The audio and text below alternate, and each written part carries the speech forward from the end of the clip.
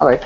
So let's continue with the the session where we left. You know, last session. I think we completed the prototyping, and iterating is where we stopped, right? Okay. So guys who have missed the previous sessions, please make sure that you go through the recordings, right? So once you register your for the course, I think RIDE will provide access to the recordings, and then you can look at them.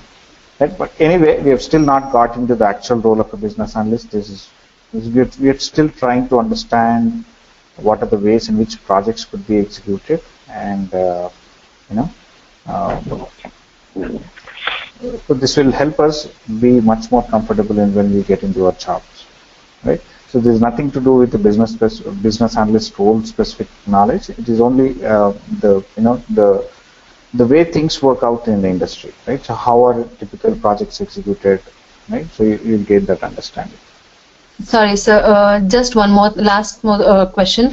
The thing is, like, would you also cover the jargons, domain specific, like the healthcare or the finance or retail? That would be a wide gamut to cover. But if you want something specific, I can provide you some high-level view of documents which you can read. Because even if I would have to say I would cover banking, that has so many Right. subtopics within it. It would be impossible to be covering it in a 1 or 2 sections, be it even 30 or 40 sections. Right? Okay. So what about the use? Okay, so what about the user stories? You would be focusing mainly on which kind of domain to have a good knowledge on it? We will take examples for when we are covering those topics. So we will cover both the use cases which are UML based, which you typically do it in a traditional SDLC, and user stories when you are doing it in an agile way. Right? Okay. So both of them would be covered. Yeah. So I think you can refer to the course content. I think it's comprehensively mentioned what all we would cover as part of that. All right. So guys, be on mute if you are not talking, and then if you have a question, one request would be please keep the questions relevant to the topic. Right. So if the topic is relevant to the topic, ask them, interrupt me. Otherwise, hold on your questions till the end of the session. Once the session is complete, then we can take up your additional questions. Okay. So that way we'll be a lot more focused on the topic, and we won't have too many disruptions. Okay. But feel free to interrupt me if you don't understand the particular topic that I'm explaining, or you want more details about it, or if you have a question regarding that, feel free to interrupt me. Okay. Right. So we're talking about the various types in which the projects could be executed, and iterative model is one of them. Now, generally, we would go for iterative models where the project timelines are long, right? Let's say a project typically would have taken you 2 years. Now, that's too long a time for you to wait till you start using the system, right? So by the time the system is developed, and then you're good to go, use the system. The requirements could be outdated, or the technology could be outdated, right? So you might not find much use of that system after 2 years, right? So a lot of projects would tend to be like that. So how do you handle these kind of situations?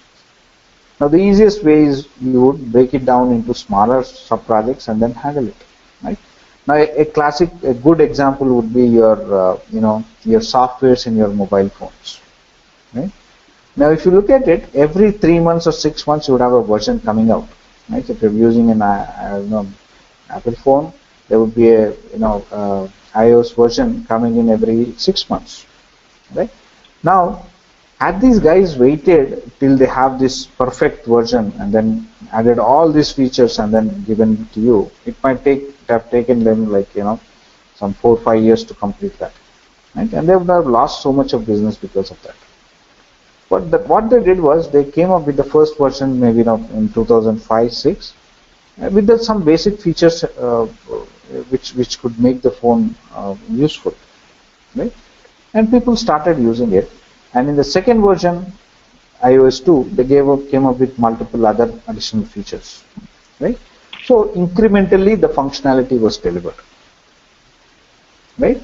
Now this way, they didn't have to wait till they have developed the product comprehensively, and the timelines were also reduced. Right? So rather than wait some 4 years to deliver an iOS product, they did that within 6 months or so. Right? So something like that.